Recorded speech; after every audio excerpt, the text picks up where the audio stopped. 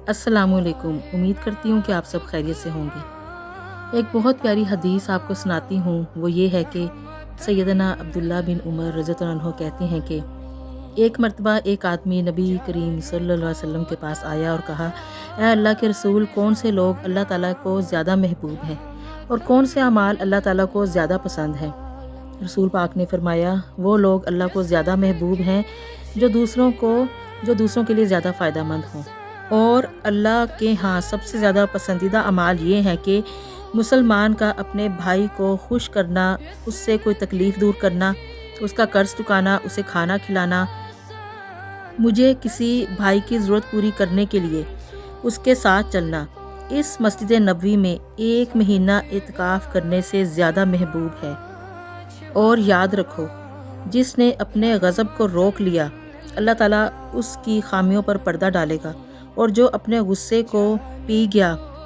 جبکہ اس کو نافذ کر سکتا تھا لیکن اس کو پی گیا، اللہ تعالیٰ قیامت کے دن اس کے دل کو امیدوں سے بھر دے گا۔ جو اپنے بھائی کے ساتھ اس کی ضرورت پوری کرنے کے لیے اس کے ساتھ چلا، اللہ تعالیٰ اس کو اس دن ثابت قدم رکھے گا جس دن قدم ڈگمگا جائیں گے۔ کتنی خوبصورت حدیث ہے کہ اللہ تعالیٰ قدم قدم پر کیسے ہمیں نیکیوں سے نواز رہے ہیں۔ اسی طرح ایک اور روایت میں آتا ہے کہ ایک صحابی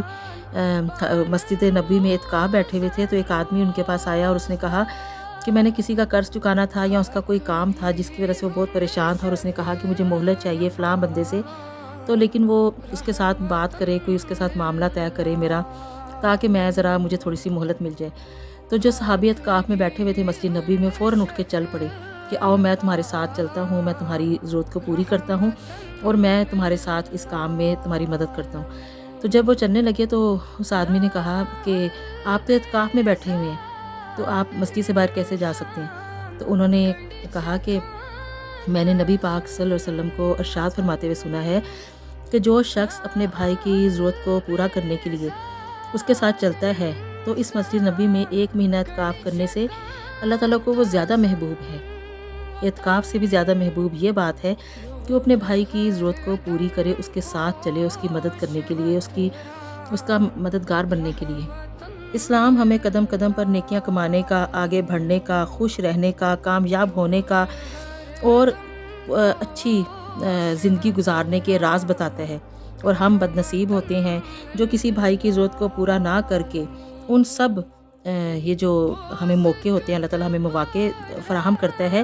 ان سب کو ہم گنوا دیتے ہیں۔ ایک زمانے میں اگر آپ پچھلے زمانے کی طرف جائیں تو گاؤں میں اور اکثر گھروں میں جب کسی کی گھر شادی ہوتی تھی تو ہر گھر سے ایک گائے کا دودھ شادی والے گھر آتا تھا، اور شادی والے گھر 4-5 من دودھ اکٹھا ہو جاتا تھا،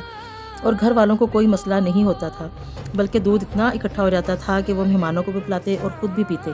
پھر بھی دودھ ختم نہ ہوتا، چاہے کوئی خوشی ہو یا مرگ ہو جائے، تب بھی 10-10 دن تک ان کے گھروں میں دودھ دیا جاتا تھا۔ پھر خوشی یا غمی کے موقعوں پر یہ پتہ ہوتا تھا کہ بہت مہمان آئے ہوئے ہیں، تو ہر گھر کی بیٹھک کھل جایا کرتی تھی۔ ہر گھر والے جو ہوتے تھے، محلے والے ہوتے تھے، وہ اپنے اپنے گھر کی بیٹھکیں کھول دیا کرتے تھے، اور چارپائیاں بستر بچھا کر تو ہر گھر اپنے گھر کے دروازے کھول دیتا تھا کہ مہمانوں کو یہاں پہ بٹھائیں، ان کو سنبھالنے کے لیے۔ اور صرف یہی نہیں کہ مہمان آ کے وہاں پر سوئیں بیٹھیں، ناشتہ بھی ان کو کروایا جاتا تھا، ان کو چائے پانی کا بھی پوچھا جاتا تھا۔ اب ایسا نظر نہیں آتا۔ جیسے جیسے پیار، محبت رخصت ہو رہا ہے، ویسے ویسے ہی انسان مشکلوں میں گھرتا چلا جا رہا ہے، اور تیرے میرے کی بات نہیں ہوتی کہ یہ تیرا ہے یہ میرا ہے، سب برابر ہوتا تھا، سب کا جو بھی ہے پیار محبت جو بھی ہے سب کا سانجھا ہوتا تھا۔ یہ باتیں اب ختم ہو رہی ہیں تو پریشانیاں مشکلیں بڑھتی جا رہی ہیں۔ نہ جانے کون سی غلطی ہوئی جو یہ آپس کا سلوک اتفاق ختم ہو گیا۔ مہمان نوازی اتنی بڑی نعمت ہے۔ اب آپ دیکھیں کہ جو عرب ہیں وہ جاہل قوم تھی، سوائے ان کے پاس شاعری کے ان کو کچھ بھی نہیں آتا تھا، ان کے اندر کوئی خاص بات نہیں تھی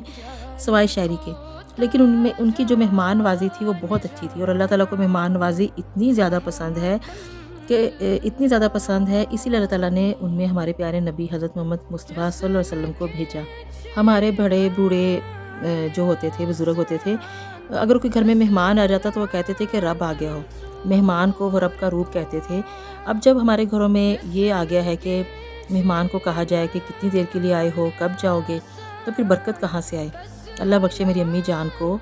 ان کو مہمان نوازی کا اتنا شوق تھا کہ اگر کچھ دن گھر میں مہمان نہ آتے تو وہ گھبرا جاتی اور کہتی کہ خبریں رب ناراض ہو گیا ہے جو مہمان نہیں آ رہا۔ امی کہتی کہ مہمان کے آنے سے 7 خیرہ ہوتی ہیں، یعنی کہ جو پنجابی میں لفظ بولتے ہیں نا 7 خیریں، تو مہمان اپنے ساتھ 7 خیریں لے کے آتا ہے۔ تو بس اگر کوئی بھی اللہ تعالیٰ کی نظر میں محبوب بننا چاہتا ہے تو اس کو چاہیے کہ وہ لوگوں کے لیے، دوسروں کے لیے زیادہ فائدہ مند ہو جائے، اور اگر اللہ تعالیٰ کے سامنے پسندیدہ کوئی عمل اپنا دکھانا چاہتا ہے، اپنا کوئی پسندیدہ عمل دکھانا چاہتا ہے اللہ تعالیٰ کو، جس عمل کو دیکھ کے اللہ تعالیٰ خوش ہو جائے، تو وہ اپنے کسی بھائی کی تکلیف کو دور کرے اور اس کی ضرورت کے وقت اس کے ساتھ چلے، اس کے ساتھ چلے، اس کا مددگار، اس کا معاون بن کے، تو یہ اللہ تعالیٰ کو بہت زیادہ پسند ہوگا۔ انہی اعمال سے ہم اللہ تعالیٰ کے محبوب بھی بن جائیں گے اور ہم اللہ تعالیٰ کی نظروں میں پسندیدہ بھی بن جائیں گے۔ اللہ ہم سب کو اپنی نظر میں ہم اللہ تعالیٰ کی نظروں میں محبوب بنے اور اللہ تعالیٰ کے پسندیدہ انسان بنے۔ اللہ تعالیٰ ہمیں سب کو اس کی توفیق دے اور ہم سب لوگوں کے لیے فائدہ مند بنے۔ انشاءاللہ آپ سے پھر ملاقات ہوگی۔ اجازت چاہتی ہوں۔ اللہ حافظ۔